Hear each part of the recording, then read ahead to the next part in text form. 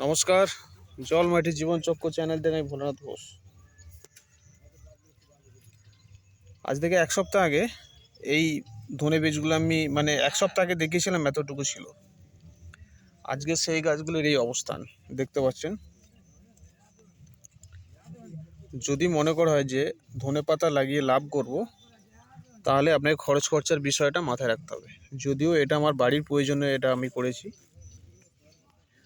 সম্পূর্ণ বাড়ির প্রয়োজনে, কিন্তু সাবজেক্টটা যেটা হলো, যদি আপনারা শখে করে থাকেন তাহলে আপনারা বিভিন্ন রকম ওষুধ, কীটনাশক, পেস্টিসাইড এবং ফাঙ্গিসাইড এনিথিং যা কিছু আছে আপনারা দিতে পারেন। সেক্ষেত্রে আপনার লাভের থেকে লসটাই বেশি হবে।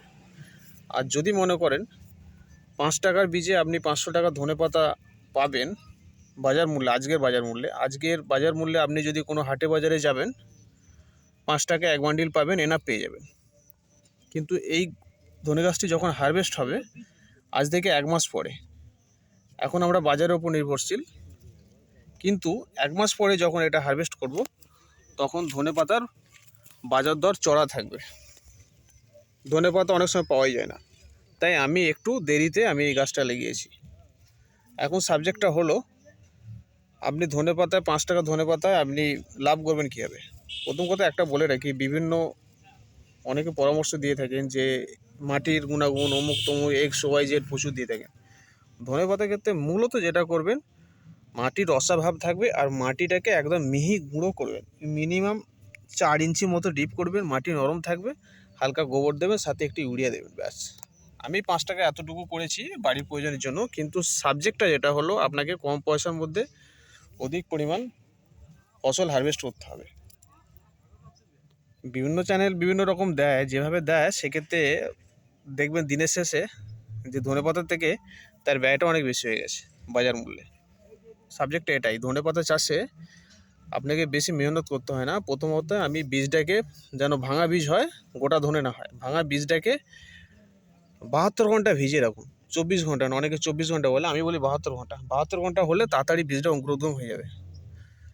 তারপরে ওতে সামান্য পরিমাণ যদি সাব ফাঙ্গিসাইড থাকে সেইটা দিয়ে একটু শোধন করে দিন, না করলেও চলবে, সবকটা গাছ বেরোবে। দেওয়ার পর ছড়িয়ে দিয়ে 1 ইঞ্চি নিচে দিন, তারপর মাটি চাপা দিয়ে দিন। তারপর মাটির রসটা দেখতে থাকুন যে মাটিটা রস ভাব আছে কিনা, যাতে বীজটা জার্মিনেশন ঠিকঠাক হয়। বীজ গাছ বেরিয়ে যাওয়া মানে আর আপনাকে চিন্তা করতে হবে না, শুধু আপনি জল দেবেন। কারো কথা শুনবেন না, কারো কথা শুনে অত্যাধিক খরচা করবেন না, কারণ আপনাকে খরচের তুলনায় আপনাকে লাভটা বেশি করতে হবে। এইভাবে চলতে থাকুন, দেখবেন ধনে গাছ খুব সুন্দর হবে। এখন শীত আছে, আপনি এখনও জানুয়ারির শেষ পর্যন্ত বা ফেব্রুয়ারির ফার্স্ট উইক পর্যন্ত আপনি ধনেপাতা লাগাতে পারেন। সেক্ষেত্রে গরমের সময় আপনি অনেক ভালো ধনেপাতা পাবেন, এবং ধনেপাতার তখন বাজার দর খুব চড়া থাকবে এবং আপনি ভালোই লাভ পাবেন। ধনেপাতা ছাড়াও আরও অন্যান্য কিছু চাষ করুন, কিন্তু ব্যয়ের কথাটা মাথায় রেখে করুন। যারা ছাদ বাগানে ছাদেও চাষ করে তাদেরকেও বলবো,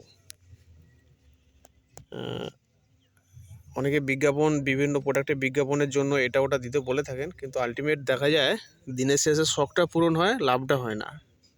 তাই আপনার শখ প্লাস লাভ যে দুটো কথা ভাবতে চান, এই পদ্ধতি মেনে চলুন, আশা করি ব্যর্থ হবেন না।